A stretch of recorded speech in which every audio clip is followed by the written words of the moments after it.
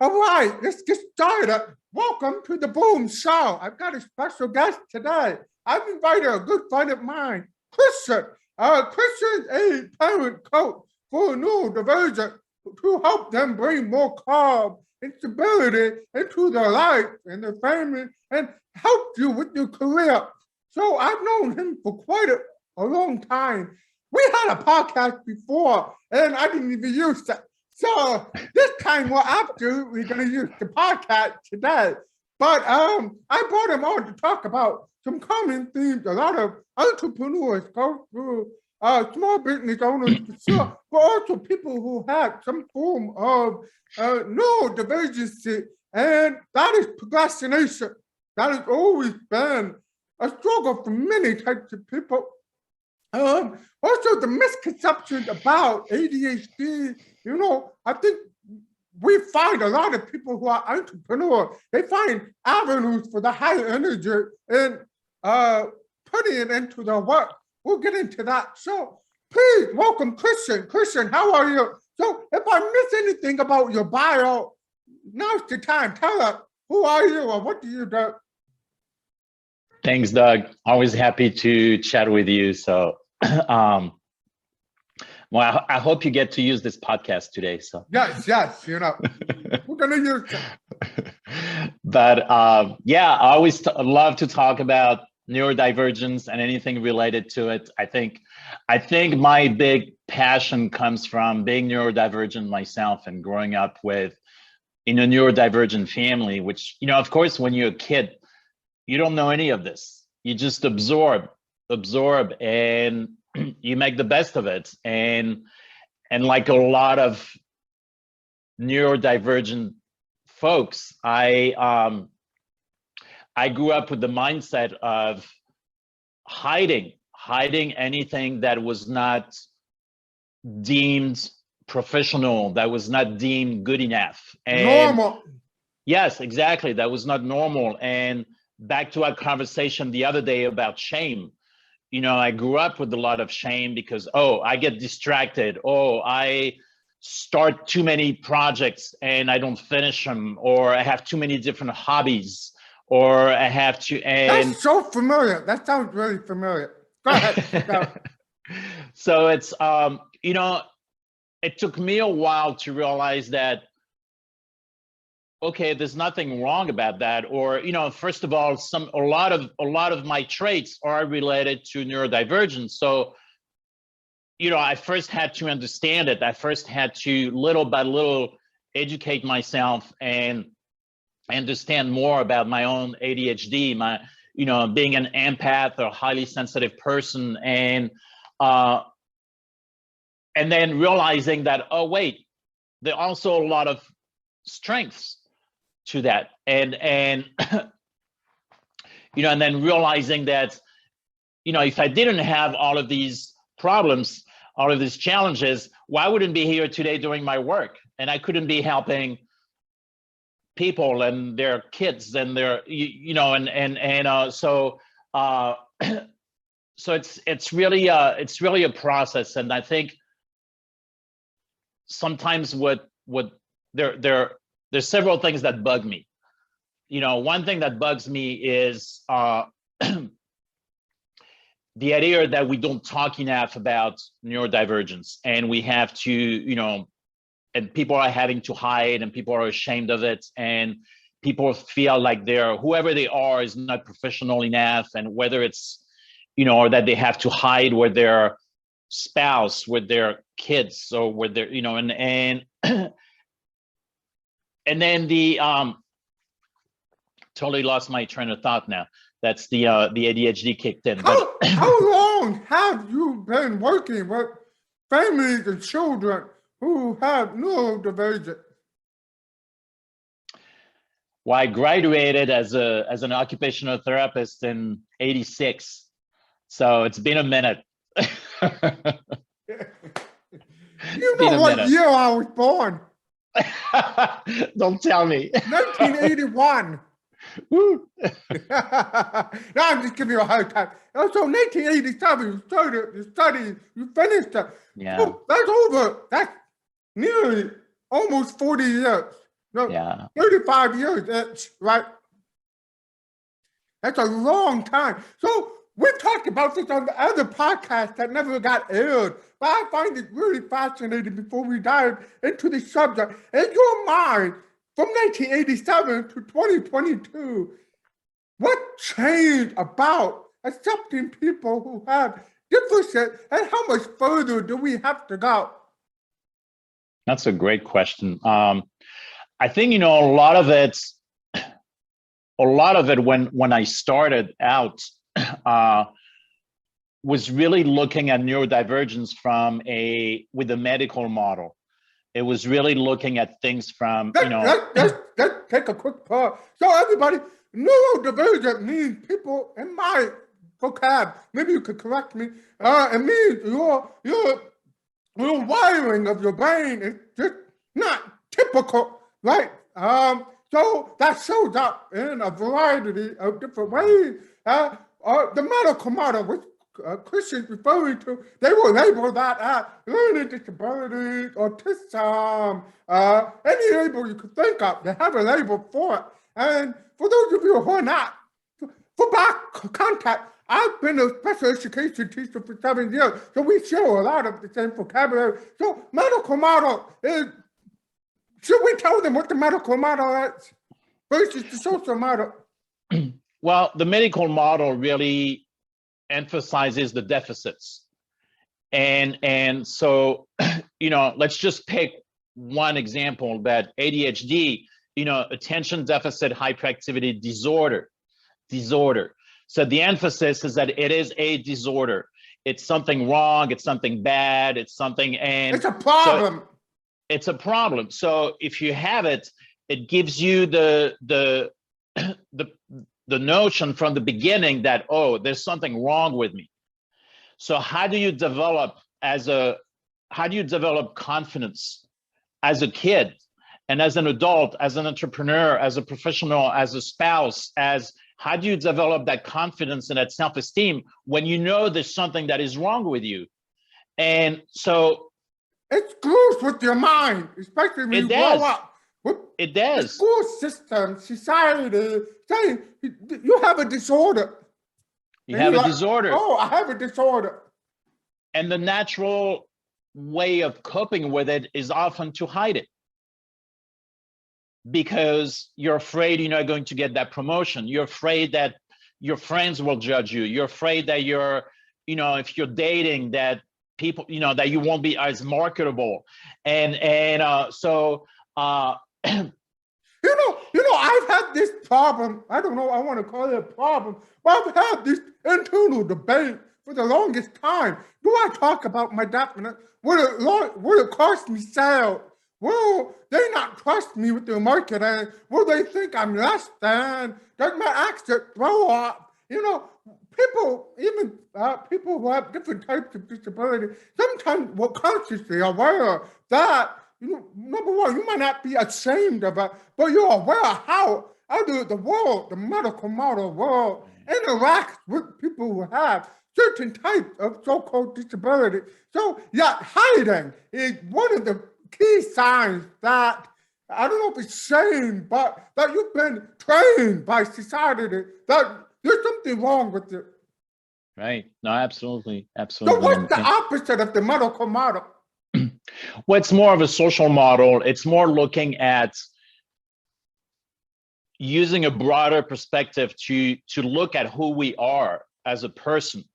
And I have ADHD, but I'm not defined by ADHD. I have a lot of different personality traits. And so, then we start getting into is it a curse or is it a superpower? So, and often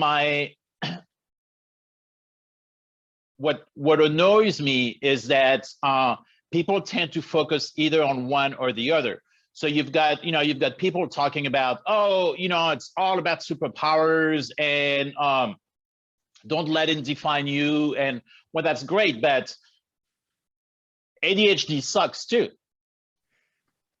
That sucks sometimes too. Right.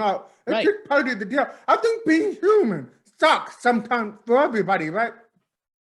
So it's a matter of looking at the big picture, at looking at the good, at the bad, and not just, trying to define yourself with that one little box. And so that's really how I approach, my clients, whether they're, I'm helping parents with their kids, or I'm helping someone to feel more confident in navigating the workplace, work boundaries, or because, you look, for example, at ADHD, you have a lot of creative people who have ADHD. You look at, when it comes to marketing, when it comes to design, when it comes to, there are a lot of people who are extremely, extremely creative. And that's often one of the traits that comes with being ADHD. So then if you have someone who's really creative and who's really excelling in their work because of their creativity, who's hired, who's paid because of their creativity, then is it a bad thing? Should they hide that? Of course not. So then how does it work? Well, then they don't have any problems? Well, of course they have problems. They may not be able to focus. They may be disorganized. That may, ADHD may create chaos in their life.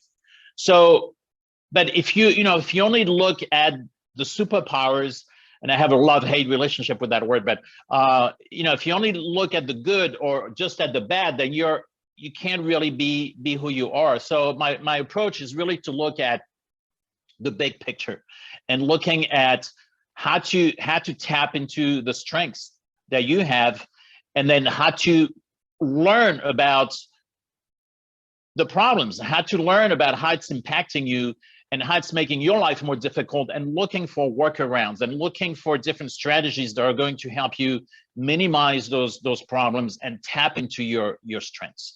So that's a lot of how I approach it.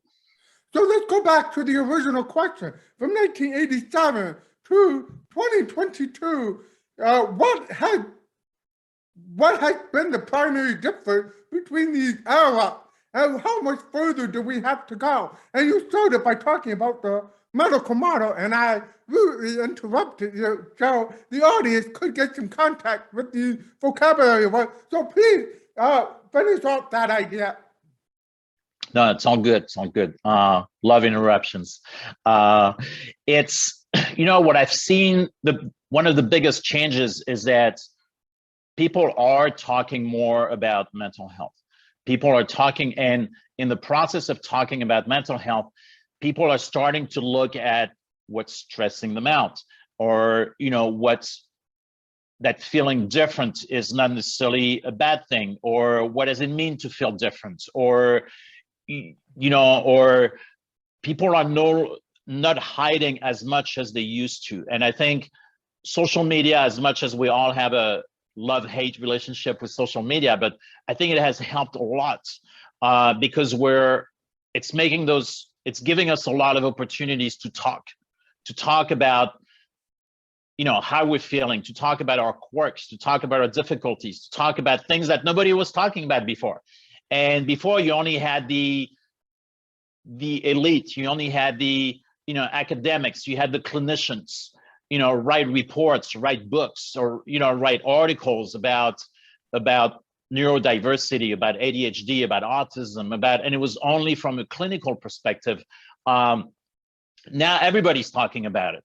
And is it always right on the money? Well, no, but that's what we need to do. We need to talk about it. And so that's one of the biggest changes that I've seen. And in that process, I'm seeing more and more people embracing the concept that, okay, there's a lot of good in neurodiversity, and thinking differently, reacting differently, processing information differently brings a lot of richness to our lives, and so that's probably one of the biggest changes that I've seen. So how much more do you think we have to go as a society? There's never going to be a utopia, but what work is that to do? A lot of work. And I think, we still, in a sense, we're only scratching the surface. I post a lot on LinkedIn. I post a lot of content, and I talk a lot about different aspects of neurodivergence, and I'm always fascinated by people's comments, because there's still many people who acknowledge, feeling scared of embracing who they are, or feeling scared of being judged, or knowing they have been judged, knowing they have been fired from their jobs because they process information differently, and they were very good at what they were doing, but because they processed information differently, they were uncomfortable with certain aspects of the job or needed some modifications, and their employer was not willing to do that. Or and I, in the context of my work, one thing that often comes up is spouse relationships, where differences in processing information, in reacting to information or to sensory inputs can create a lot of stress in relationships. So you have one partner, one spouse who's often complaining about the other and saying, you don't do this right, or why do you always do this, or why do you always forget? Why do you always forget? Yeah, exactly. Yeah. The important dates. So why do you always forget to do X, Y, Z? And so are you paying attention to what I said? Yes. You're here, your body is here, but I don't feel like you're present. I don't feel like you're hearing me. So that can create a lot of problems, and it creates kind of like this cycle of complaining, of nagging, and it's doesn't help, and no, so not at all, man. And a lot of this comes from not really understanding the root of the issue and how to bring it up in the open. And if you can't, the first thing that I do with my clients is that I help them to go inward. I help them to reflect and understand themselves and understand the nature of the beast, and understand whether it's ADHD or autism. How does it affect you? And how does it affect you in your relationship? How does it affect you in your body? How does it affect you when you go to a group, event? How does it affect you when you're listening to people? How does it, without judgment? Because if you immediately say, oh, well, I don't like it, but I have to push through it, then we're dismissing the emotions, we're dismissing the impact, and we're not really understanding how we can work with ourselves and what's the best way to set ourselves up. So there's a lot to do. I think it's a combination of, we all need to learn, we all need to educate ourselves, and then we need more empathy.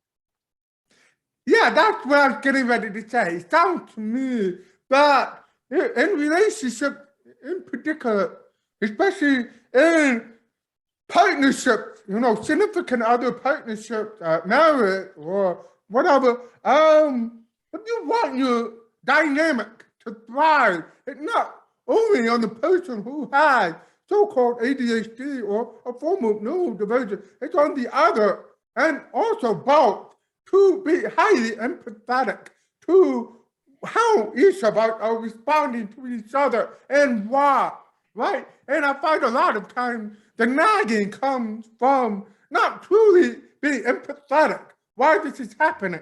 So if you have a spouse that is incredibly, what perceived to be incredibly lazy, you would nag to get the chores done, to go out and buy that. And sometimes when you run to the grocery store and you come home with the wrong things, so empathy is just a crucial component to making all of this work. And I think as a culture, we have a long ways to go with building up our empathy, because it requires listening, right? No, listening doesn't mean listening. Oh, you've got X, Y, Z. No. Listening to understand is what really is the most important component.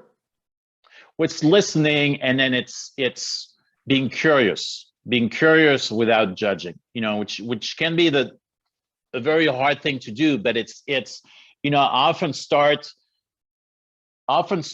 with I love having conversations on the theme of things that are weird and things that are not normal. Because if you think of relationships, when you start having tension between two people, there's usually one who starts saying, "You're just weird. This is not normal." And people don't do that. Right, people don't do that. There's a version of that. Why are you doing this? And so that comes from a disconnect. There's a disconnect. So the person saying, "Why are you doing this? People don't do that. That's just weird." And so there's a lack of understanding. There's judgment because there's a lack of understanding, because the lens that they're looking through is, well, people are supposed to do things in this way. And then the other person on the receiving end feels like they have to defend themselves. But if they don't really understand their neurodivergence issues, if they don't understand that, they have sensory issues, and that's why the blanket has to be tucked a certain way, or the certain amount of noise they can't concentrate, or the certain smells that it really drives them crazy. And if they don't really understand that about themselves, then they also feel like they're weird. They also feel like there's something wrong with them. So then they get in this reactive mode and saying, they either apologize and say, "Well, I'm sorry, I'll try harder next time." And it's not about trying harder next time. It's about trying something different. Yes. Yeah, that's exactly it. I always say that because I probably have some, I think you hear this a lot, but for sure, I probably have some undiagnosed ADHD issue. I'm a heck of a procrastinator. I'm a professional procrastinator. I require a lot of recharging. So I can't constantly be on all the time. I require space to fill myself back up. I require moments of laziness to what other people perceive as being lazy. I perceive as, okay, I'm catching my breath. It just doesn't look like I'm being productive, but there's a benefit to that. I can't explain it to you, but just trust me. Let me enjoy my TV. Let me enjoy. Tomorrow, I'm back on the game again. So for my own relationship, it's been a learning curve for both of us. Thankfully, we're very empathetic. But, she also has her own, again, she's very obsessed about being clean and things in the right place, things happening at the right time. And that's so opposite of me. And we put two people together. So I try to understand where they're coming from and understand, being clean actually makes them feel better. Right. I don't need that in my life, but it's important to them. So I will vacuum more than I normally would. I will put away my clothes more than I normally would because I understand, this helps them calm down. Right. And I'm not perfect. We don't have a perfect relationship. But what you said is basically being really empathetic and understanding that. And I've had conversations with her where I'm like, I need that. This has nothing to do with us. This has me trying to recharge. Or if I forget, by the way, the food store reference is me. I would go to the food store with an ask for it and come back with the wrong thing. Or I would, it's and the argument becomes, don't you pay attention? I'm like, no. But anyway, my point is, you're absolutely right. I do want to shift gears a little bit because you're getting ready to host a workshop on procrastination. And I wanted to use me as a case study, okay? So I've always struggled with procrastination. I think some of my best clients know. If I say I'm going to give it to you on Tuesday, it's really Thursday that you're gonna get it, you know. And you know, the ones that let me go couldn't handle that. The ones that keep me, no, there's a buffer zone, and they're okay with it because they know the work will be outstanding. They'll get some results, but it's always a learning curve for them to know. If I stay Tuesday, it might be Thursday, you know. And so, in the mind of it's a very general term, but in the mind of somebody like me, why are deadlines not really deadlines? You're just lazy. Like if you told me tomorrow I need X, Y, Z, I don't know. If you're asking me to do a creative exercise, it's not going to happen. I need time and space for things to come through. So what's happening to me? I think you're just lazy.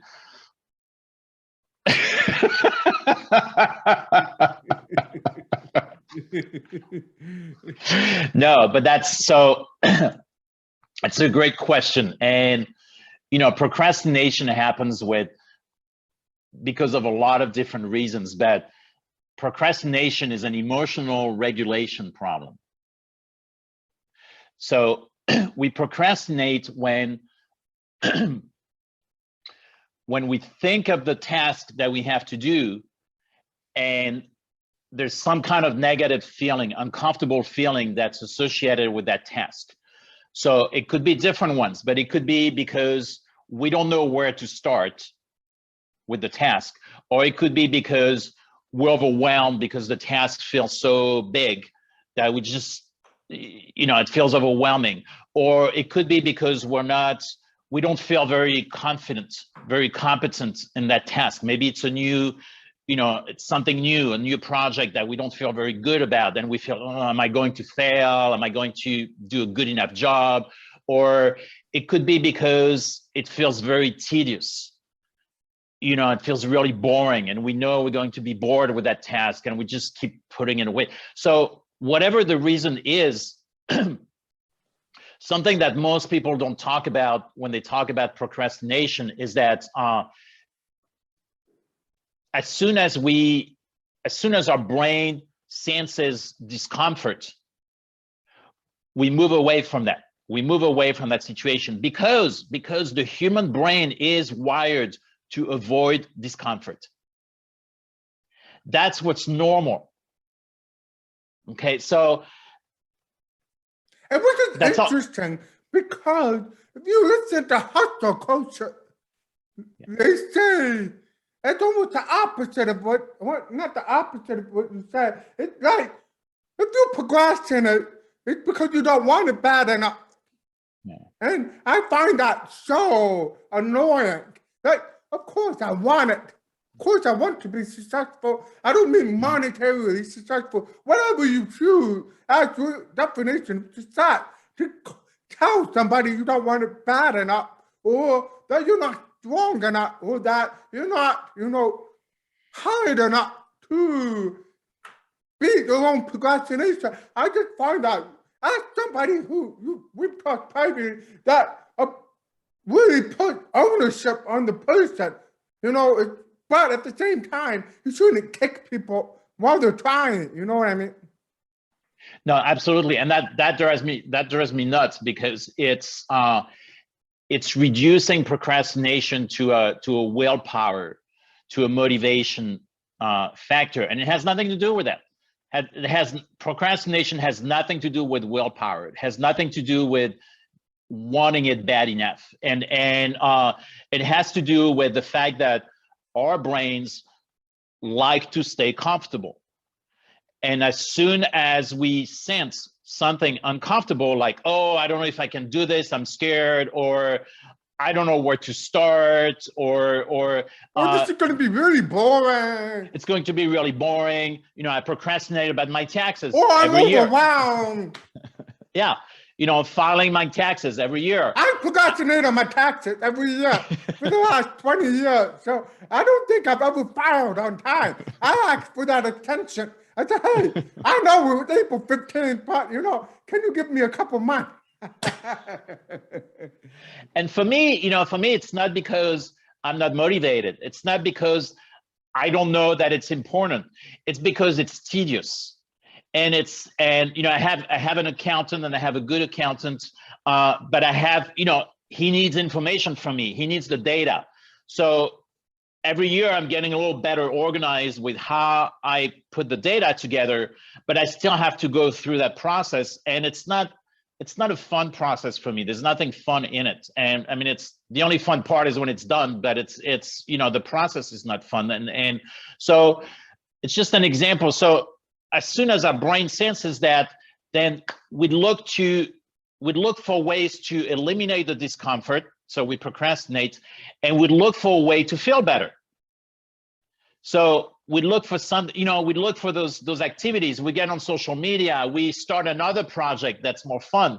We talk to our friends, we watch TV, whatever it is. And so what happens is, there are different levels of procrastination.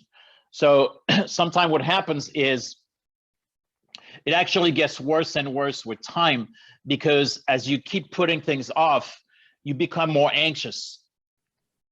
And right? guilty, lots of guilt. Yes.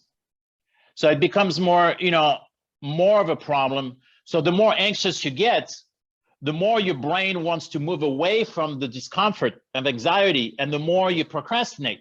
And the more anxious you never do the things you were supposed to do, right?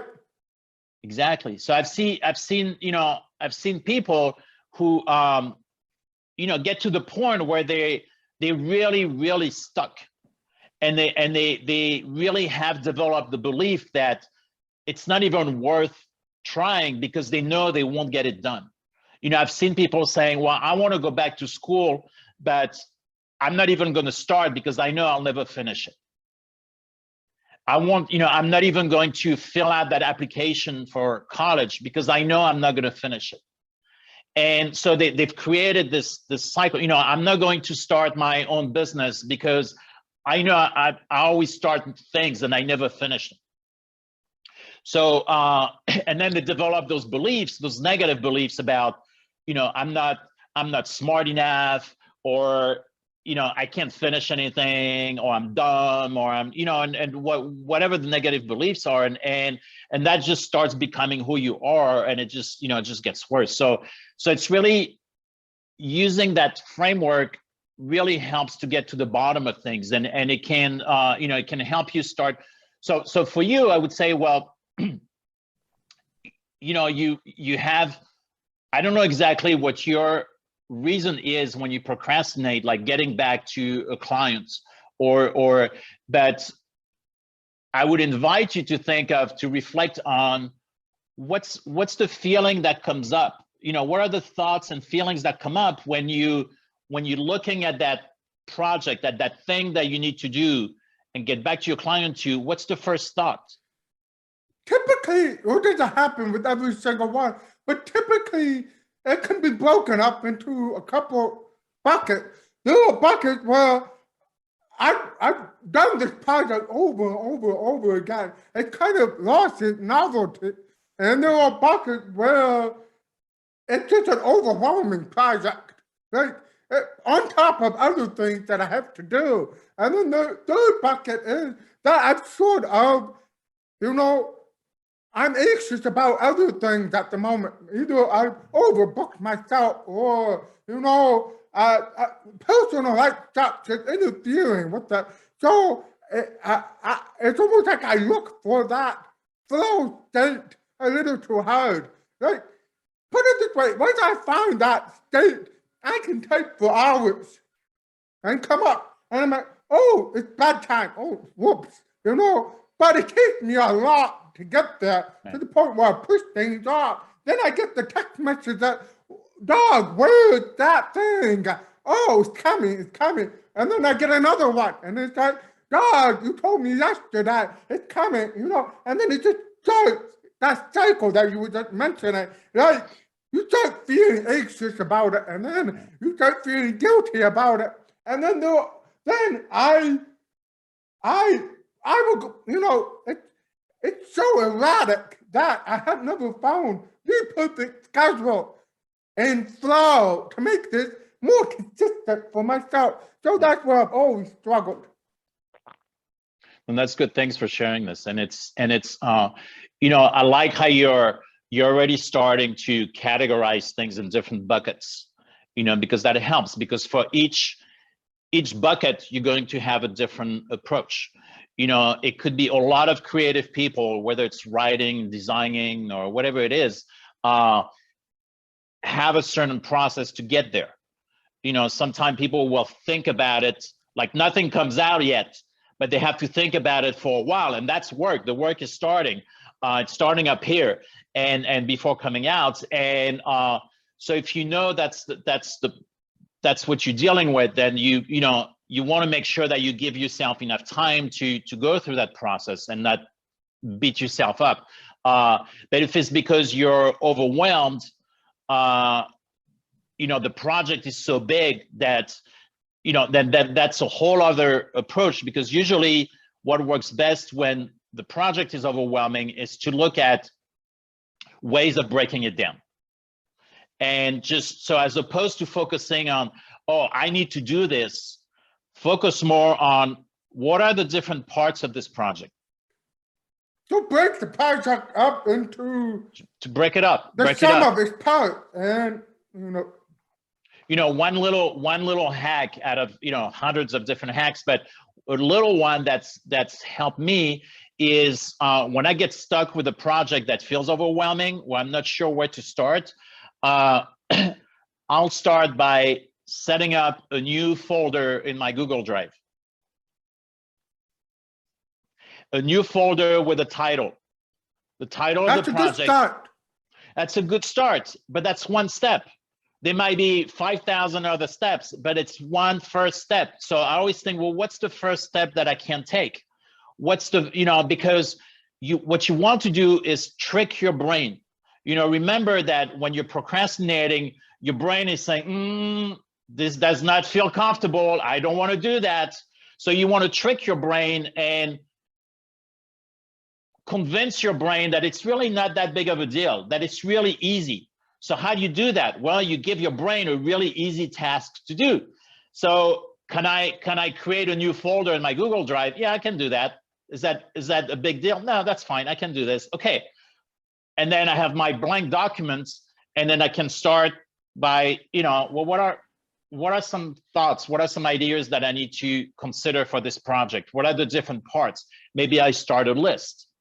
And often what happens is that you gain momentum in the process of starting small. You start getting wins in your head, yes. Small victory, yep. And your brain starts saying, "Oh, this is yummy, more of that," something like that. Yep. It's a positive feedback loop, right? Exactly, and that in itself can create a lot of momentum. So, so that's something that I usually don't break down major project into small little tasks. You know, I mean, typically I break them into chunks, right? But never into micro tasks. That's something I need to do. I had several projects next week, and that's a great way to think about, okay, why don't I take a typical project I have, instead of doing the chunk, break it down to even smaller bit, and try to just build that momentum. Right. And let me ask you a quick question. And the topic of deadlines, right? You know, your intuition is, oh, if I give myself enough time, I'll do it. Well, what I found over the years is actually, no, you give yourself too much time, you won't do it. It'll still be Friday night, the day before it's due, when you had a month to do it. If I give myself too little time, I won't do it. So it's always about finding that sweet spot of a deadline. Obviously, there are some things that, you know, you're just going to have to find a solution fast, because it's real life event. You can't just put it off. But for projects, I've always struggled. How much time do I need to tell the client what to expect from me and when? So it's a constant, you know, it's like an accordion. Sometimes I say this much, it goes back. But what I find is just a little bit of pressure, not too much, not too little. You get me working quicker, put too much pressure on me. I'll be like, I can't think. You put no pressure on me, I will think, oh, I have a ton of time. It's just so, as you can see, it's making speechless. No, it's very well said. So there's a lot that goes on in our brain. And so there's a lot of what you're describing has to do with the dopamine serotonin cycle, where so a lot of people who procrastinate say that they work better under pressure. And depends how much. Right. But the big procrastinators will wait until the last minute to do something. When I was growing up, my papers started the night before or the day of. I crammed for exam. I never studied in advance. I waited until, I remember my mother screaming at me, you have a test tomorrow. Yeah, I'll get it, And then when I feel that panic, I'll start studying for the test, And then it helps, but it's just a horrible, unhealthy habit to have because your stress spikes. It's not fun. It's panic. You're panicking. That's why you're studying. So that makes sense. No, it's true, and it's so what happens is that increased pressure changes the chemistry in our brain, and it changes the chemistry in our brain in such a way that we become better able to focus and to see the big picture and to see what we need to do and organize things. And so it's really a neurochemistry issue, and that's also why people with ADHD tend to procrastinate a lot more. So it doesn't mean, if you procrastinate, it doesn't mean that you have ADHD, but if you have ADHD, you often procrastinate more. And it's really because our brains are not function best with a certain amount of pressure. Now, the problem with that is that it comes with a cost.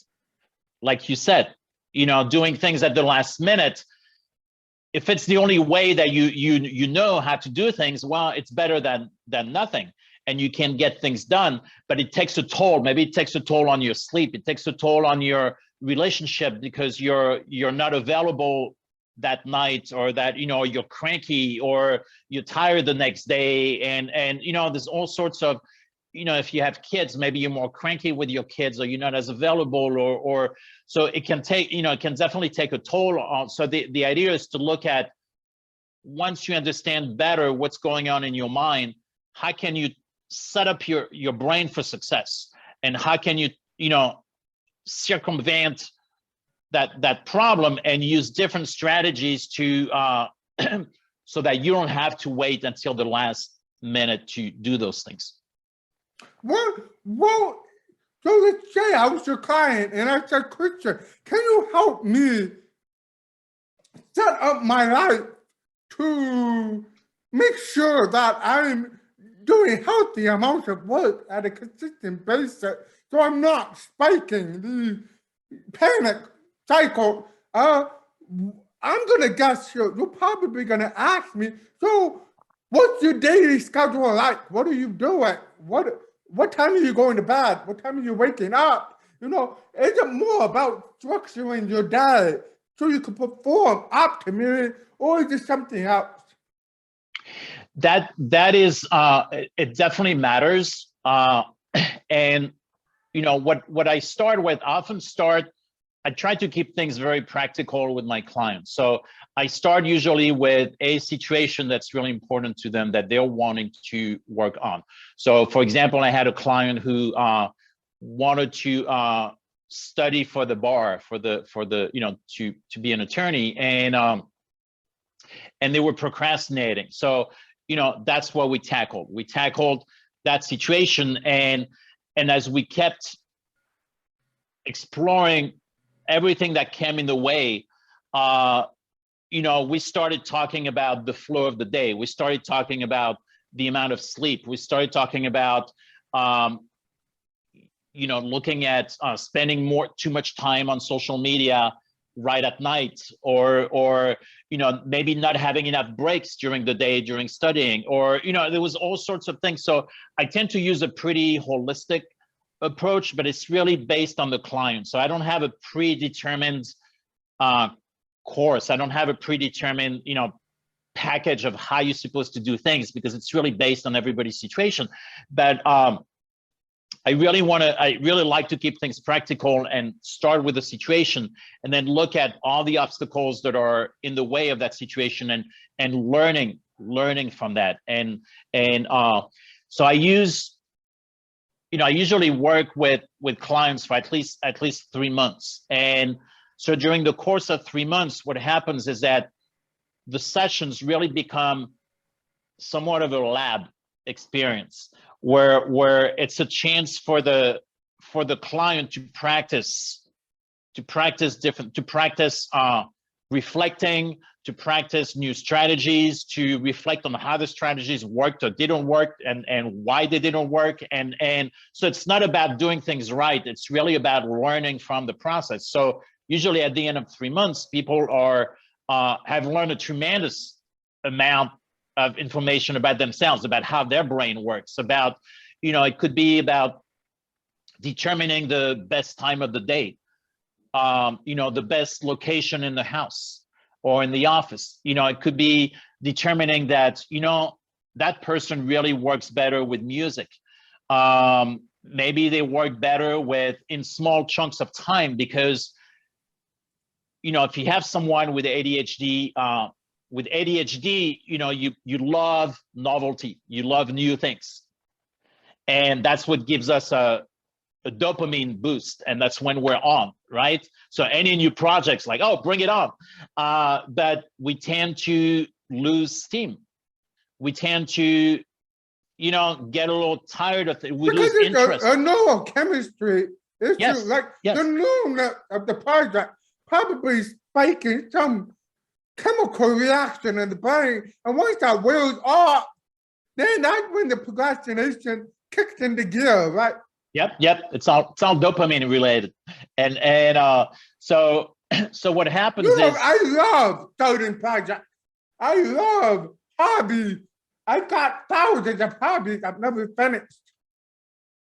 Right? No, and I'm gonna digress for a minute, but one of my grandfathers, how you always hear those stories when you grow up, family stories. And so the story about this grandfather was that he had a lot of different hobbies, and not at the same time, but he would start a hobby and he would be like 100% into it.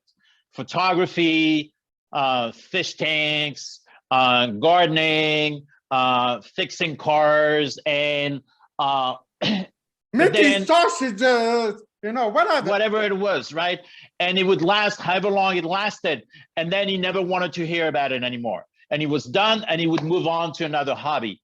So the narrative that I heard growing up was that it was a bad thing. It was a bad thing that I think he's a very interesting man. That sounds like a great person to have a conversation with, but please right? Continue. So, but it was kind of like portrayed as someone who couldn't stick to anything, somebody who kept changing his mind. So, and I don't know if he had ADHD or not. He might have been, but my point is, I have ADHD, and I didn't know at the time, but I've had a lot of different hobbies, and I've learned a lot from my hobbies, and I love my hobbies. But for a while, it took me probably until my late 30s, early 40s to be okay with the fact that I've had so many hobbies, and that at times I've dropped them. And because there was this narrative in my head was, I'm like my grandfather. I can't finish things, or I just keep jumping from one thing to another. I can't stick to one thing. And then it's little by little, I realized, it's like, well, what's the problem? I've who cares? And I learned so much from my hobbies, and they give me so much joy. And That's what I'm saying. Your grandfather sounds fascinating. How much knowledge he acquired from tactically learning these individual hobbies. That's a very good human trait to have. I agree. I don't mean just for conversation, but like that's how you learn, by doing the things you're curious about. And then once you've learned that, obviously the novelty wears off, and then you move on to your next curiosity. I think that should be rewarded. Some people don't need that. Some people like to be completely upset about this one thing for the rest of their life. That's okay too. So it's just, an example of how neurodivergence can shape us, can shape our lives, can shape our actions, our interests. But if we look at it from the lens of, well, that's a little weird, that's not normal, that's, then it just, it misses the point, and it creates a lot of judgment and creates so novelty, for sometimes when I work with clients on procrastination, if it's someone who does better with a lot of novelty, then they start exploring ways, for example, instead of studying for 8 hours straight, they might study in chunks of 30 minutes or an hour, and then skip to a completely different task. Or instead of studying the same subject for 4 hours, they may study 4 different subjects of 1 hour each, because that's going to give a break. That sounds more exciting for me personally. Right? If I did, yeah, it sounds exciting. I could do that. Nobody ever told me that. It's always, you have a science test. You need to read everything, take note card, everything, and you get bored so fast, Yeah.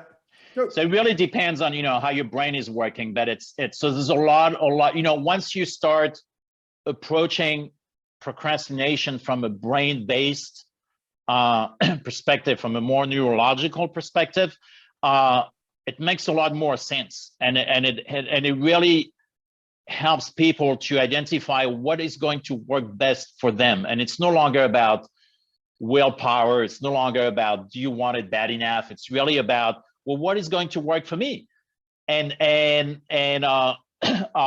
so unfortunately, there's not always a lot of information out there, for people to find. So it's if you talk to your friends, to your family, to your coworkers about procrastination, most of the people are going to say, well, just do it. Just, get up in the morning and just do it, and I'm overrunning at a time, but I for the last, decade, I've always been beating myself up that I don't join the 5 a.m. club and run 5 miles before 5:30, do 20 push-ups, and then write a whole book before 8 o'clock, and then drink coffee, and then start my, it used to kill me that, I don't mean that literally, it used to beat myself up, like, why can't I just get up at 5 a.m.? And I do it, and it's like, it's so stupid, why don't I just get the sleep I need and get up and do the things that energize me, as opposed to some former Navy SEAL told me, well, if you want to be like me, you need to wake up at 5. And like, well, I'm not a Navy SEAL. I don't want to be a Navy SEAL. I'm exhausted. I like to wake up, have my coffee, and watch TV. And that's okay with me.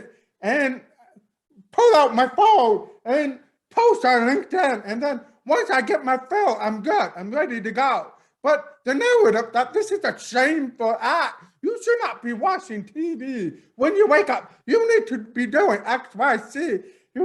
I think, the narrative that we all hear around us is incredibly toxic. I agree. And I think, the big message for me is that there's just a lot more than one way to do things. And, what that Navy SEAL is recommending for you might work really well for them. And that's what matters for them. So, but the problem comes when we start telling everybody that they should do things a certain way, because that doesn't take into consideration that we all operate a little bit differently. You know, Amen. you're very successful in your work. You're very successful in your work, and because of who you are, because of the way you do things. I'm very successful in my work because of the way I do things. You and I probably do things very differently. You know, but that's what allows us to be successful and to be, you know, to feel good and to have energy to do things. And so, you know, getting up at 5 in the morning and going running might work really well for some people, but for some other people, they may just need to get up later and work until midnight, because that's when their creativity is going to kick in. Yeah, yeah. All right, my friend, this was a great conversation. It was If you fun. want to find Christian, I'll leave everything, his website is linked in the description below. Please reach out to him, follow his content. He shares wonderful insight. I'll put my stuff down there below as well. So thank you for watching that, and thank you for joining me, Christian. Okay, so we'll talk Thank soon, you. man. Always good talking with you, Doug. Take care. Bye-bye.